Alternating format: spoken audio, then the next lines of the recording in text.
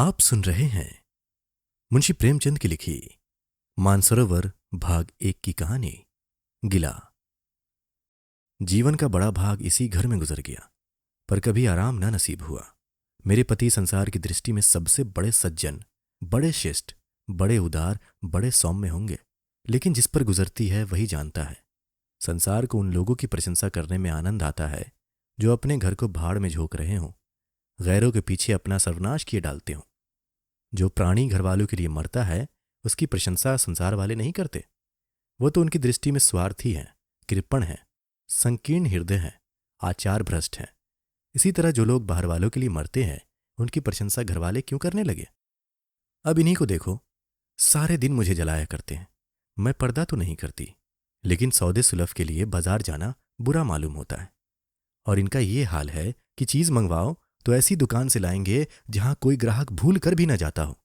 ऐसी दुकान पर न तो चीज अच्छी मिलती है, न तौल ठीक होती है, न दाम ही उचित होते हैं। ये दोष न होते तो वो दुकान बदनाम ही क्यों होती?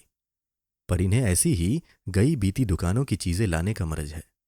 बार बार कह दिया, साहब की चलती हुई दुकान से सौदा लाया करो, वहां माल अधिक खपता है, इसलिए ताज़ा माल आता रहता है। पर इनकी तो टुटपुंजिया से बनती है और वे इन्हें उल्टे छुरे से मूड़ते हैं।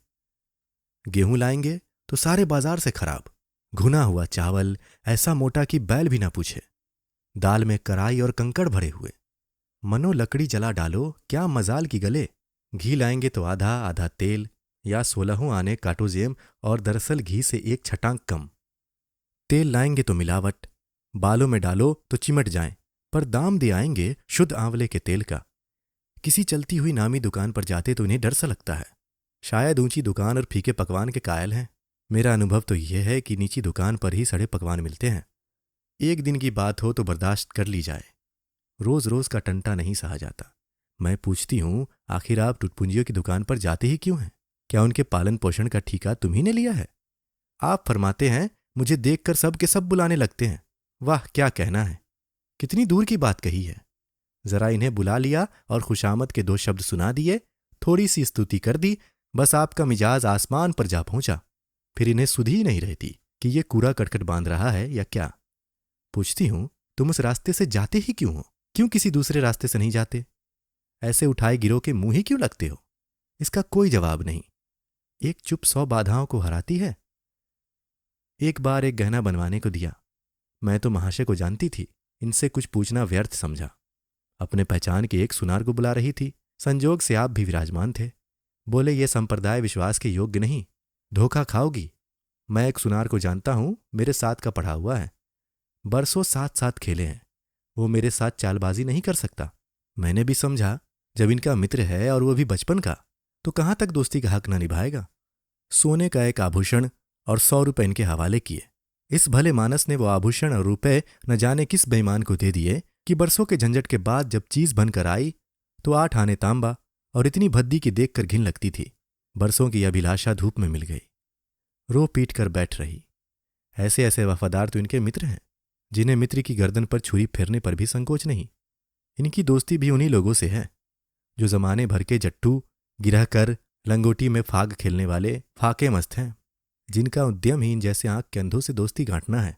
नित्य ही एक न एक महाशय उधार मांगने के लिए सिर पर सवार रहते हैं और बिना लिए गला नहीं छोड़ते। मगर ऐसा कभी न हुआ कि किसी ने रुपए चुकाए हों। आदमी एक बार खोकर सीखता है, 2 बार खोकर सीखता है, किंतु ये भले मानस 1000 बार खोकर भी नहीं सीखते। जब कहती हूं, रुपए तो दे आए, अब मांग क्यों नहीं लाते? क्या मर गए तुम्हारे वो दोस्त? तो बस बगले झांक कर रह जाते हैं। आपसे मित्रों को सूखा जवाब नहीं दिया जाता। खैर, सूखा जवाब न दो। मैं भी नहीं कहती कि दोस्तों से बेमरुवती करो, मगर चिकनी चुपड़ी बातें तो बना सकते हो, बहाने तो कर सकते हो। किसी मित्र ने रुपए मांगे और आपके सिर पर बोझ पड़ा, बेचारे कैसे इनकार करें? आखिर लोग जान जाएंगे कि नहीं, ये महाशय भी खुक्खल ही हैं। इनकी हवस यही है कि दुनिया इन्हें संपन्न समझती रहे, चाहे मेरे गहने ही क्यों न गिरवी रखने पड़े। सच कहती हूं, कभी कभी तो 1-1 पैसे की तंगी हो जाती है और इन भले आदमी को रुपए जैसे घर में काटते हैं। जब तक रुपए के वारे न्यारे न कर लें, इन्हें चैन नहीं। इनके करतूत कहां तक गाऊं? मेरी तो नाक में दम आ गया। एक न एक मेहमान रोज यमराज की भांति सिर पर सवार रहते हैं। न जाने कहां के बेफिक्रे इनके मित्र हैं, कोई कहीं से आकर मरता है, कोई कहीं से। घर क्या है, अपाहिजों का अड्डा है। जरा सा तो घर, मुश्किल से 2 पलंग, ओढ़ना बिछौना भी फालतू नहीं। मगर आप हैं कि मित्रों को निमंत्रण देने को तैयार। आप तो अतिथि के साथ लेटेंगे, इसलिए इन्हें चारपाई भी चाहिए, ओढ़ना बिछौना भी चाहिए, नहीं तो घर का पर्दा खुल जाए। जाता है मेरे बच्चों के सिर। गर्मियों में तो खैर कोई मुजायका नहीं, लेकिन जाड़े में तो ईश्वर ही याद आते हैं। गर्मियों में भी खुली छत पर तो मेहमानों का अधिकार हो जाता है। अब मैं बच्चों को लिए पिंजरे में पड़ी फरफराया करूं। इन्हें इतनी समझ भी नहीं कि जब घर की ये दशा है तो क्यों ऐसे को मेहमान बनाएं जिनके पास कपड़े लत्ते तक नहीं। ईश्वर की दया से इनके सभी मित्र इसी श्रेणी के हैं। एक भी ऐसा माई का लाल नहीं जो समय पड़ने पर धेले से भी इनकी मदद कर सके। 2-1 बार महाशय को इनका अनुभव अत्यंत कटु अनुभव हो चुका है, मगर इस जड़ भरत ने जैसे आंखें न खोलने की कसम खा ली है। ऐसे ही दरिद्र भट्टाचार्यों से इनकी पड़ती है। शहर में इतने लक्ष्मी के पुत्र हैं, पर आपका किसी से परिचय नहीं। उनके पास जाते इनकी आत्मा दुखती है। दोस्ती गांठेंगे ऐसों से जिनके घर में खाने का ठिकाना नहीं। एक बार हमारा कहार छोड़कर चला गया और कई दिन कोई दूसरा कहार न मिला। किसी चतुर और कुशल कहार की तलाश में थी, किंतु आपको जल्द से जल्द कोई आदमी रख लेने की धुन सवार हो गई। घर के सारे काम पूर्ववत चल रहे थे, पर आपको मालूम हो रहा था कि गाड़ी रुकी हुई है। मेरा जूठे बर्तन मांजना और अपना साग भाजी के लिए बाजार जाना इनके लिए असह्य हो उठा। एक दिन जाने कहाँ से एक बांगड़ू को पकड़ लाए। उसकी सूरत कह देती थी कि कोई जांगलू है, मगर आपने उसका ऐसा बखान किया कि क्या कहूं। बड़ा होशियार है, बड़ा आज्ञाकारी है, परले सिरे का मेहनती है, गजब का सलीकेदार और बहुत ही ईमानदार है। खैर, मैंने उसे रख लिया। मैं बार बार क्यों इनकी बातों में आ जाती हूं, इसका मुझे स्वयं आश्चर्य है। यह आदमी केवल रूप से आदमी था, आदमियत के और कोई लक्षण उसमें न थे। किसी काम की तमीज नहीं। बेईमान न था, पर गधा अव्वल दर्जे का। बेईमान होता तो कम से कम इतनी तस्कीन तो होती कि खुद खा जाता है, अभागा दुकानदारों के हाथों लुट जाता था। 10 तक की गिनती उसे ना आती थी। 1 रुपया देकर बाजार भेजूं तो संध्या तक हिसाब न समझा सके। क्रोध पी पी कर रह जाती थी। रक्त खौलने लगता था कि दुष्ट के कान उखाड़ लूं, मगर इन महाशय को उसे कभी कुछ कहते नहीं देखा। डांटना तो दूर की बात है। आप नहा धोकर धोती छांट रहे हैं और वह दूर बैठा तमाशा देख रहा है। मैं तो बचा का खून पी जाती, लेकिन इन्हें जरा भी गम नहीं। जब मेरे डांटने पर धोती छांटने जाता भी तो आप उसे समीप न आने देते, बस उसके दोषों के गुण बनाकर दिखाया करते थे, और इस प्रयास में सफल न होते तो दोषों पर पर्दा डाल देते थे। मूर्ख को झाड़ू लगाने की तमीज न थी। मर्दाना कमरा ही तो सारे घर में ढंग का एक कमरा है। उसमें झाड़ू लगाता तो इधर की चीज उधर, ऊपर की नीचे, मानो कमरे में भूकंप आ गया हो। और गर्द का ये हाल कि सांस लेना कठिन, पर आप शांतिपूर्वक कमरे में बैठे हैं जैसे कोई बात ही नहीं। एक दिन मैंने उसे खूब डांटा, कल से ठीक ठीक झाड़ू न लगाई तो कान पकड़कर घर से निकाल दूंगी। सवेरे सोकर उठी तो देखती हूं कमरे में झाड़ू लगी हुई है और हर एक चीज करीने से रखी हुई है। गर्द गुबार का नाम नहीं। मैं चकित होकर देखने लगी तो आप हंसकर बोले, देखती क्या हो, आज घूड़े ने बड़े सवेरे उठकर झाड़ू लगाई है। मैंने समझा दिया। तुम ढंग तो बताती नहीं, उल्टे डांटने लगती हो। मैंने समझा, खैर दुष्ट ने कम से कम एक काम तो सलीके से किया। अब रोज कमरा साफ सुथरा मिलता। घूरे मेरी दृष्टि में विश्वासी बनने लगा।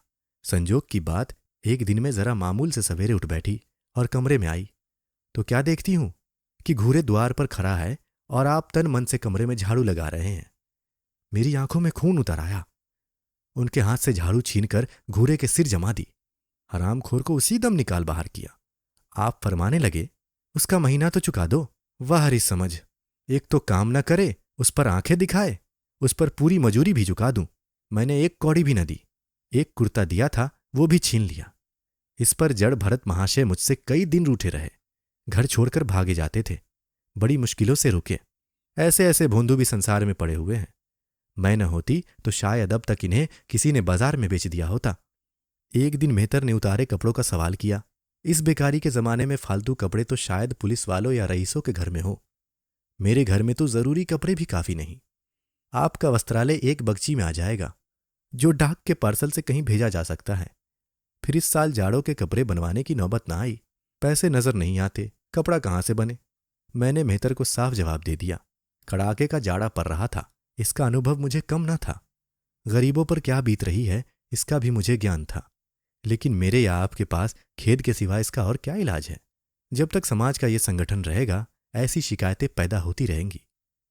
जब एक एक अमीर और रईस के पास एक एक मालगाड़ी कपड़ों से भरी हुई है, तब फिर निर्धनों को क्यों ना नग्नता का कष्ट उठाना पड़े? खैर, मैंने तो मेहतर को जवाब दे दिया। आपने क्या किया कि आपका कोट उठाकर उसको भेंट कर दिया। मेरी देह में आग लग गई। इतनी दानशील नहीं हूं कि दूसरों को खिलाकर आप सो रहूं। देवता के पास यही एक कोट था। आपको इसकी जरा भी चिंता न हुई कि पहनेंगे क्या। यश के लोभ ने जैसे बुद्धि ही हर ली। मेहतर ने सलाम किया, दुआएं दी और अपनी राह ली। आप कई दिन सर्दी से ठिठुरते रहे। प्रातःकाल घूमने जाया करते थे, वो बंद हो गया। ईश्वर ने उन्हें हृदय भी एक विचित्र प्रकार का दिया है। फटे पुराने कपड़े पहनते आपको जरा भी संकोच नहीं होता। मैं तो मारे लाज के गड़ जाती हूं, पर आपको जरा फिक्र नहीं। कोई हंसता है तो हंसे, आपकी बला से। अंत में जब मुझसे न देखा गया तो एक कोट बनवा दिया। जी तो जलता था कि खूब सर्दी खाने दूं, पर डरी कि नहीं बीमारी पड़ जाए तो और बुरा हो। आखिर काम तो उन्हीं को करना है। महाशय अपने दिल में समझते होंगे मैं कितना विनीत, कितना परोपकारी हूं। शायद इन्हें इन बातों का गर्व हो। मैं इन्हें परोपकारी नहीं समझती, न विनीत ही समझती हूं। ये जड़ता है, सीधी सादी निरीहता। जिस मेहतर को आपने अपना कोट दिया, उसे मैंने कई बार रात को शराब के नशे में मस्त झूमता देखा है और आपको दिखा भी दिया है। फिर दूसरों की विवेकहीनता की प्रवृत्ति हम क्यों करें? अगर आप विनीत और परोपकारी होते तो घरवालों के प्रति भी आपके मन में कुछ उदारता होती। या सारी उदारता बाहर वालों के लिए ही सुरक्षित है? घर वालों को उसका अल्पांश भी न मिलना चाहिए। मेरी इतनी अवस्था बीत गई, पर इस भले आदमी ने कभी अपने हाथों से मुझे एक उपहार भी न दिया। बेशक मैं जो चीज बाजार से मंगवाऊं उसे लाने में इन्हें जरा भी आपत्ति नहीं, बिल्कुल उज्र नहीं, मगर रुपए मैं दे दूं, ये शर्त है। इन्हें खुद कभी ये उमंग नहीं होती। ये मैं मानती हूं कि बेचारे अपने लिए कुछ भी नहीं लाते। मैं जो कुछ मंगवा दूं उसी पर संतुष्ट हो जाते हैं। मगर आखिर आदमी कभी कभी शौक की चीजें चाहता ही है। अन्य पुरुषों को देखती हूं, स्त्री के लिए तरह तरह के गहने, भांति भांति के कपड़े, शौक सिंगार की वस्तुएं लाते रहते हैं। यहां इस व्यवहार का निषेध है। बच्चों के लिए भी मिठाइयां, खिलौने, बाजे शायद जीवन में एक बार भी न लाए हों। शपथ भी खाली है, इसलिए मैं तो इन्हें कृपण कहूंगी, अरसिक कहूंगी, हृदय शून्य कहूंगी, उदार नहीं कह सकती।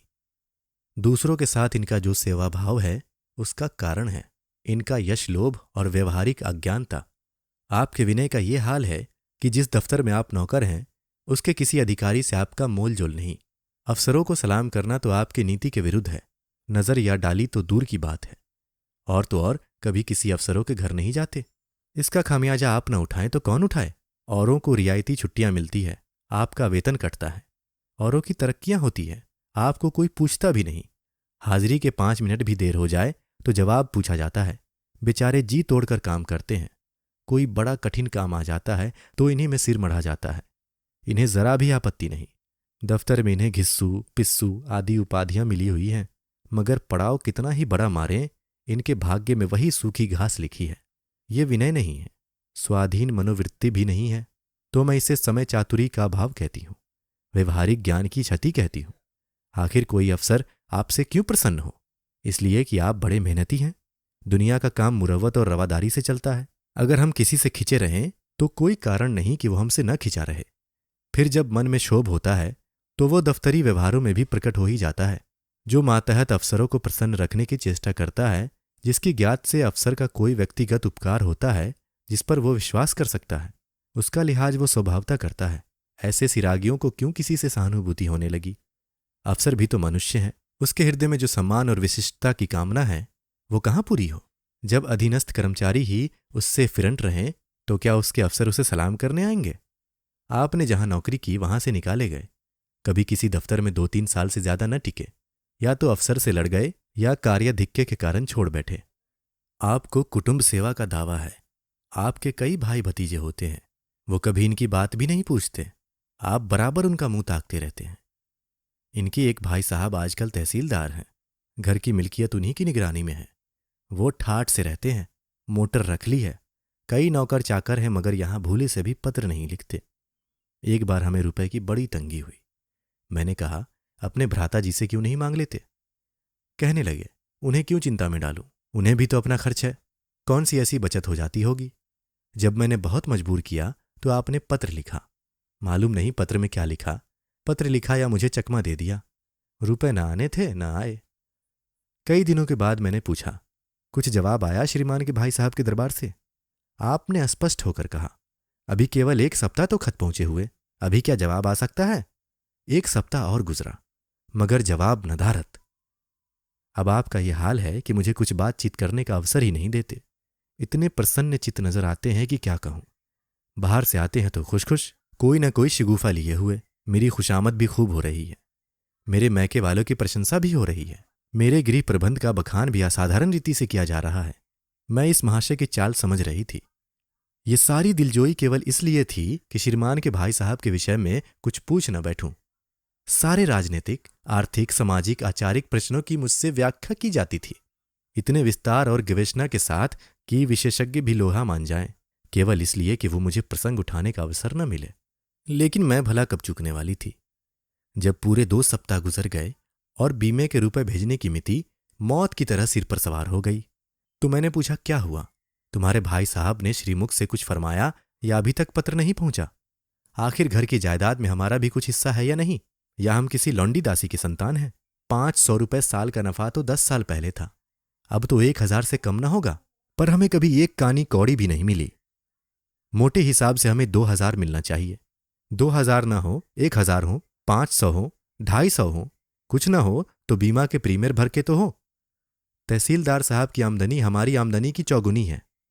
रिश्वतें भी लेते हैं, तो फिर हमारे रुपए क्यों नहीं देते? आप हैं हाँ हाँ करने लगे। कहने लगे वो बेचारे घर की मरम्मत करवाते हैं, बंधु बांधवों का स्वागत सत्कार करते हैं, नातेदारियों में भेंट भांट भेजते हैं, और कहाँ से लावे जो हमारे पास भेजे? वाह री बुद्धि! मानो जायदाद इसीलिए होती है कि उसकी कमाई उसी में खर्च हो जाए। इस भले आदमी को बहाने गढ़ने भी नहीं आते। मुझसे पूछते, मैं 1 नहीं 1000 बता देती। एक से एक बढ़कर कह देते, घर में आग लग गई, सब कुछ सुहा हो गया, या चोरी हो गई, तिनका तक न बचा, या 10,000 का अनाज भरा था उसमें घाटा रहा, या किसी से फौजदारी हो गई उसमें दिवाला पिट गया। आपको सूझी भी तो लचर सी बात। तकदीर ठोक कर बैठी रही। पड़ोस की एक महिला से रुपए कर्ज लिए, तब जाकर काम चला। फिर भी आप भाई भतीजों की तारीफ के पुल बांधते हैं तो मेरे शरीर में आग लग जाती है। ऐसे कौरवों से ईश्वर बचाए। ईश्वर की दया से आपके 2 बच्चे हैं, 2 बच्चियां भी हैं। ईश्वर की दया कहूं या कोप कहूं, सबके सब उद्यमी हो गए हैं या खुदा की पनाह। मगर क्या मजाल है कि ये भोंदू किसी को कड़ी आंखों से देखें। रात के 8 बजे गए हैं, युवराज अभी घूम कर नहीं आए। मैं घबरा रही हूं। आप निश्चिंत बैठे अखबार पढ़ रहे हैं। झल्लाई हुई जाती हूं और अखबार छीन कर कहती हूं, जाकर जरा देखते क्यों नहीं, लौंडा कहाँ रह गया? न जाने तुम्हारा हृदय कितना कठोर है। अखबार छीन कर कहती हूं, ईश्वर ने तुम्हें संतान ही न जाने क्यों दे दी। पिता का पुत्र के साथ कुछ तो धर्म है। तब आप भी गर्म हो जाते हैं। अभी तक नहीं आया? बड़ा शैतान है। आज बचा आते हैं तो कान उखाड़ लूंगा, मारे हंटरों के खाल उधर कर रख दूंगा। यूं बिगड़कर तैश के साथ आप उसे खोजने निकलते हैं।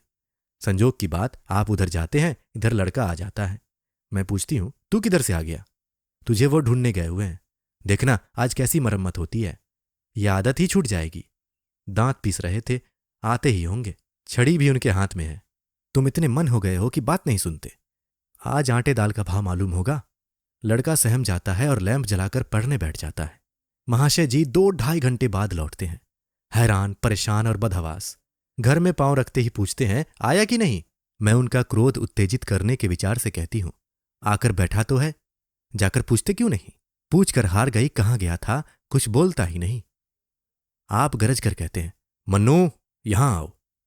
लड़का थरथर कांपता हुआ आंगन में खड़ा हो जाता है। दोनों बच्चियां घर में छिप जाती हैं कि कोई बड़ा भयंकर कांड होने वाला है। छोटा बच्चा खिड़की से चूहे की तरह झांक रहा है। आप क्रोध से बौखलाए हुए हैं, हाथ में छड़ी है ही। मैं भी वो क्रोधोन्मत्त आकृति देखकर पछताने लगती हूं कि कहां से इनसे शिकायत की। आप लड़के के पास जाते हैं, मगर छड़ी जमाने के बदले आहिस्ते आहिस्ते से उसके कंधों पर हाथ रखकर बनावटी क्रोध से कहते हैं, तुम कहां गए थे? मना किया जाता है, मानते नहीं हूं। खबरदार जो अब कभी इतनी देर होगी। आदमी शाम को घर चला आता है या मटर गश्ती करता है। मैं समझ रही हूं कि यह भूमिका है, विषय अब आएगा। भूमिका तो बुरी नहीं, लेकिन यहां तो भूमिका पर इति हो जाती है। बस आपका क्रोध शांत हो गया, बिल्कुल जैसे ज्वार की घटा घेर घार हुआ, काले बादल आए गड़गड़ाहट हुई और गिरी क्या 4 बूंदें। लड़का अपने कमरे में चला जाता है और शायद खुशी से नाचने लगता है। मैं पराभूत होकर कहती हूं, तुम तो जैसे डर गए, भला 2-4 तमाचे तो लगाए होते। इसी तरह तो लड़के शेर हो जाते हैं। आप फरमाते हैं, तुमने सुना नहीं मैंने कितने जोर से डांटा, बच्चा की जान ही निकल गई होगी। देख लेना जो फिर कभी देर में आए। तुमने डांटा तो नहीं? हाँ, आंसू पोंछ दिए। तुमने मेरी डांट सुनी नहीं? क्या कहना है आपकी डांट का, लोगों के कान बहरे हो गए। लाओ तुम्हारा गला सहला दूं। आपने एक नया सिद्धांत निकाला है कि दंड देने से लड़के खराब हो जाते हैं। आपके विचार से लड़कों को आजाद रहना चाहिए, उन पर किसी तरह का बंधन, शासन या दबाव न होना चाहिए। आपके मत से शासन बालकों के मानसिक विकास में बाधक होता है। इसी का यह फल है कि लड़के बेनकेल के ऊंट बने हुए हैं। कोई 1 मिनट भी किताब खोलकर नहीं बैठता। कभी गुल्ली डंडा, कभी गोलियां, कभी बनकौए। श्रीमान भी लड़कों के साथ खेलते हैं। 40 साल की उम्र और लड़कपन इतना। मेरे पिताजी के सामने मजाल थी कि कोई लड़का बनकौआ उड़ा ले या गुल्ली डंडा खेल सके। खून पी जाते। प्रातःकाल से लड़कों को लेकर बैठ जाते थे। स्कूल से ज्यों ही लड़के आते फिर ले बैठते थे। बस संध्या समय आधा घंटे की छुट्टी देते थे। रात को फिर जोत देते। ये नहीं कि आप तो अखबार पढ़ा करें और लड़के गली गली भटकते फिरें। कभी कभी आप सींग कटाकर बचने बन जाते हैं, लड़कों के साथ ताश खेलने बैठा करते हैं। ऐसे बाप का भला लड़कों पर क्या रोब हो सकता है। पिताजी के सामने मेरे भाई सीधे ताक नहीं सकते थे। उनकी आवाज सुनते ही तहलका मच जाता था। उन्होंने घर में कदम रखा और शांति का साम्राज्य हुआ। उसके सम्मुख जाते ही लड़कों के प्राण सूखते थे। उसी शासन की ये बरकत है कि सभी लड़के अच्छे अच्छे पदों पर पहुंच गए। हाँ, स्वास्थ्य किसी का अच्छा नहीं है तो पिताजी ही का स्वास्थ्य कौन सा बड़ा अच्छा था। बेचारे हमेशा किसी न किसी औषधि का सेवन करते रहते थे। और क्या कहूं, एक दिन तो हद ही हो गई। श्रीमान जी लड़कों को बनकौआ उड़ाने की शिक्षा दे रहे थे। यूं घुमाओ, यूं गोता दो, यूं खींचो, यूं ढील दो। ऐसा तन मन से सिखा रहे थे मानो गुरु मंत्र दे रहे हों। उस दिन मैंने इनकी ऐसी खबर ली कि याद करते होंगे। तुम कौन होते हो मेरे बच्चे को बिगाड़ने वाले? तुम्हें घर से कोई मतलब नहीं है ना हो, लेकिन आप मेरे बच्चों को खराब ना कीजिए, बुरी बुरी आदतें ना सिखाइए। आप उन्हें सुधार नहीं सकते तो कम से कम बिगाड़िए मत। लगे बगले झांकने। मैं चाहती हूं एक बार ये भी गरम पड़े तो अपना चंडी रूप दिखाऊं, पर ये इतना जल्द दब जाते हैं कि मैं हार जाती हूं। पिताजी किसी लड़के को मेले तमाशे न ले जाते थे। लड़का सिर पटक कर मर जाए मगर जरा भी न पसीजते थे। और इन महात्मा जी का यह हाल है कि एक एक से पूछकर मेले ले जाते हैं। चलो चलो, वहां बड़ी बहार है, खूब आतिशबाजियां छूटेंगी, गुब्बारे उड़ेंगे, विलायती चरखियां भी हैं, उन पर मजे से बैठना। और तो और आप लड़कों को हॉकी लेने से भी नहीं रोकते। ये अंग्रेजी खेल भी कितने जानलेवा होते हैं। क्रिकेट, फुटबॉल, हॉकी एक से एक घातक। गेंद लग जाए तो जान लेकर ही छोड़े। पर आपको इन सभी खेलों से प्रेम है। कोई लड़का मैच जीत कर आ जाता है तो ऐसे फूल उठते हैं मानो किला जीत कर आया हो। आपको इसकी जरा सी भी परवाह नहीं कि चोट चपेट आ गई तो क्या होगा, हाथ पांव टूट गए तो बेचारों की जिंदगी कैसे पार लगेगी। पिछले साल कन्या का विवाह था। आपको जिद थी कि दहेज के नाम कानी कौड़ी भी न देंगे, चाहे कन्या आजीवन कुमारी बैठी रहे। यहां भी आपका आशीर्वाद आ कूदा। समाज के नेताओं का छल प्रपंच आए दिन देखते रहते हैं, फिर भी आपकी आंख नहीं खुलती। जब तक समाज की ये व्यवस्था कायम है और युवती कन्या का अविवाहित रहना निंदास्पद है, तब तक ये प्रथा मिटने की नहीं। 2-4 ऐसे व्यक्ति भले ही निकल आवें जो दहेज के लिए हाथ न फैलावें, लेकिन इसका परिस्थिति पर कोई असर नहीं पड़ता और कुप्रथा ज्यों की त्यों बनी हुई है। पैसों की तो कमी नहीं है, दहेज की बुराइयों पर लेक्चर दे सकते हैं, लेकिन मिलते हुए दहेज को छोड़ देने वाले मैंने आज तक न देखा। जब लड़कों की तरह लड़कियों की शिक्षा और जीविका की सुविधाएं निकल आएंगी तो ये प्रथा भी विदा हो जाएगी। उसके पहले संभव नहीं। मैंने जहां जहां संदेश भेजा, दहेज का प्रश्न उठ खड़ा हुआ और आपने प्रत्येक अवसर पर टांग अड़ाई। अब इस तरह पूरा साल गुजर गया और कन्या को 17वां लग गया तो मैंने एक जगह बात पक्की कर ली। आपने भी स्वीकार कर लिया, क्योंकि वरपक्ष ने लेन देन का प्रश्न उठाया ही नहीं। हालांकि अंतःकरण में उन लोगों को पूरा विश्वास था कि अच्छी रकम मिलेगी और मैंने भी तय कर लिया था कि यथाशक्ति कोई बात उठा न रखूंगी। विवाह के सकुशल होने में कोई संदेह न था, लेकिन इन महाशय के आगे मेरी एक न चली। ये प्रथा निंदय है, ये रस्म निरर्थक है। यहां रुपए की क्या जरूरत, यहां गीतों का क्या काम। नाक में दम था। ये क्यों वो क्यों, ये तो साफ दहेज है। तुमने मेरे मुंह में कालिख लगा दी, मेरी आबरू मिटा दी। जरा सोचिए इस परिस्थिति को कि बारात द्वार पर पड़ी हुई है और यहां बात बात पर शास्त्रार्थ हो रहा है।